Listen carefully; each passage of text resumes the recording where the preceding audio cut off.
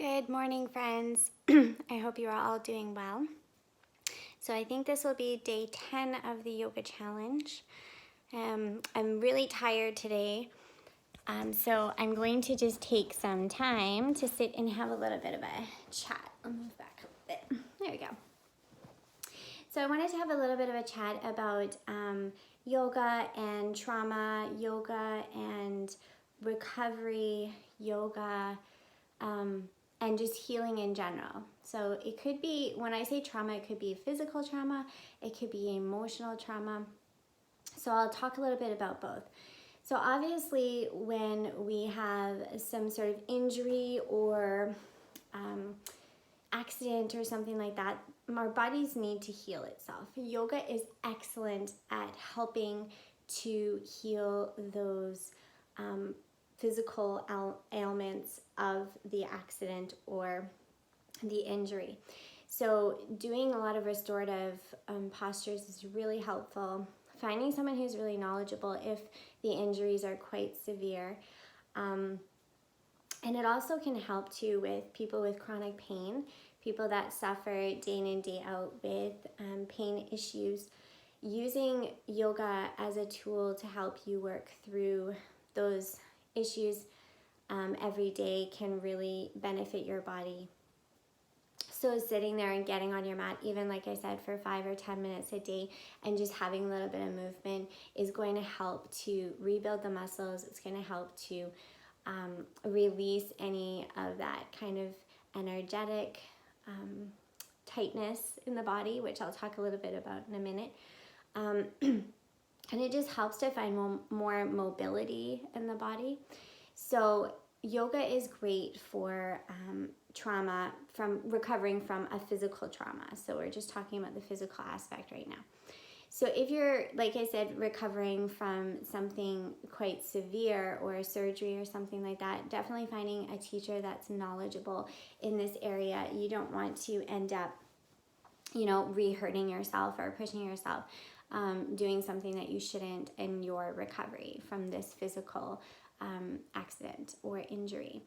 So that is number one. Number two would be, of course, listen to your body. So if you are getting to a place where the doctor says, you can go ahead and go back to yoga and practice, making sure that you listen to your body, because even a doctor can say that you're fully healed and say that your body has come back together, but it takes a long time for physical trauma to heal in the body. So it's just being aware of your physical limits and understanding when things don't feel right. Like I've said before, when you're on your mat, you know your body. So you know your injuries that you've had, you know your surgeries. So you know what's going to feel good. So if somebody moves you into a position, a teacher, and it does not feel good for you, make sure to voice your thoughts and your emotions about the fact that this is a physical issue that you have dealt with or recovering from. All right, so always being really open. Never be scared to say something to a teacher. Most of the teachers out there are really wanting to help and wanting to find something that works for you. So definitely voice that. So on the energetic sense of it, so we've got, so if we look at energy, we look at how we store energy in the body. So we can store energy in the body even with a physical injury. So let's say you had a car accident and you hurt your neck. There is this energetic tightness, right? So when we move our body, when we talk from the emotional aspect, there's going to be those parts in your body that are holding on, right? So a lot of us will hold on to tension in our necks because when we get stressed out, we do this. Some of us have stomach issues because we tend to get that knotting of the gut. Some of us have tightness in our hips, and that holds a lot of trauma and a lot of fear, right? So when we move through these poses, these physical poses, we begin to kind of open up into that energetic as well. And so then emotions can come to the surface. So it can be really hard sometimes to be in a class where you are in these like yin postures are a very good example. Even though they look really gentle, you're actually really opening up into the pose. And so you are working into those kind of deeper tissues, and it can bring up a lot of stuff, right? So always being compassionate with yourself, you know, as you're moving into these poses, and knowing that you are going to, you might feel emotions come to the surface, and letting yourself feel those is totally fine. I can't even tell you how many times I've cried in Shavasana in a class or at home. It's very cleansing, and it's just your body's way of releasing those energetic tightness in your body, right? The energetic stuff we've got stored. So how do we go about working with trauma? Like when we're dealing with trauma, it's a very hard thing sometimes. Like yoga is such a great tool to start to work into those energetic releases, those emotional releases that maybe we buried down inside from a traumatic experience we've had, we never talked about. So then when we get to a specific position, we're opening up the heart center, all of a sudden this is just like flooding out, right? It's a good thing. So even though it feels heavy and it feels yucky and it's hard to go through, it is a good thing when you have it in little doses. So this is where I would recommend, if you are on your healing journey and you know that you're dealing with a lot of trauma, to once again find a teacher that is really calming for you, who you feel safe with, who you know that if you're feeling triggered at any point in a class that you can get up and leave. Never feel like you have to be stuck in a class. If they're doing something and some wave of emotion comes up, or something feels so overwhelming, or you feel triggered in some way, there is no reason why you should feel locked in. So definitely feel free to leave, go get some water, take a breath, you know, and then rejoin when you're ready. But definitely working with a yoga instructor that understands, even if they're not trauma-based, education-wise, somebody that you trust and that you feel comfortable with, that you know will support you, it makes all the difference. Because even if they don't specifically know that kind of one kind of realm of what you're dealing with, like let's say it's PTSD,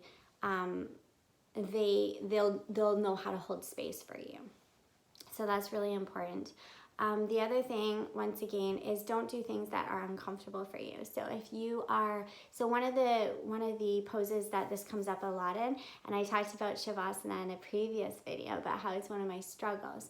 And one of my struggles being Shavasana is also the fact that when you're lying on your back and you're open, you're very vulnerable. You're just kind of laying open. And for a lot of people that have trauma, this does not feel safe. So if that is you and you struggle with that kind of like, I don't want to lay open, I don't want to have myself in this kind of vulnerable position, then take those other Shavasana postures. Do things and adjust your practice to what feels good for you. So if you feel uncomfortable in a pose, change it up. Do something different that makes you feel safe. The other thing is getting to the class earlier to find a spot that makes you feel really comfortable. So if you have a really hard time with people behind you and you feel a little bit unsafe in a sense, you know, even if you know that nothing's going to happen, that unsafe feeling, come and go to the back of the room. I often, when I go to a class, I like to stay on the sides. I don't like being in the center. I don't worry so much about being in the front anymore.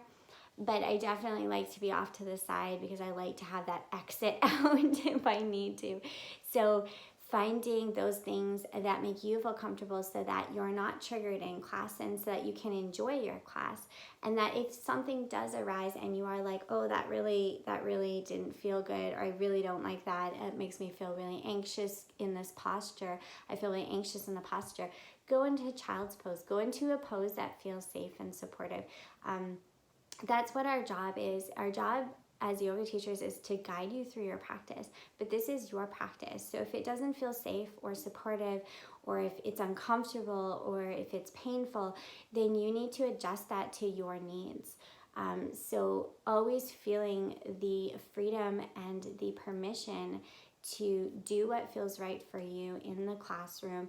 And of course at home, it's a lot easier at home because you can set up space and you're on your own. You're not, it's usually the trauma comes when we'll still have emotions come to the surface on a home practice, but we don't have other people around us. So if you have trauma, that you're working through, having a lot of people around you can feel very intimidating and very stressful, and can cause a lot of anxiety. So yes, so those are a few tips that I would suggest doing if you're working, like if you're going through some emotional healing and from some trauma, or even just working through stuff. Obviously you have to do stuff off the mat, like seeing a therapist and all that good stuff, and having the support off the mat. But when you come on the mat, the yoga should be a very supportive environment for you to be able to kind of unload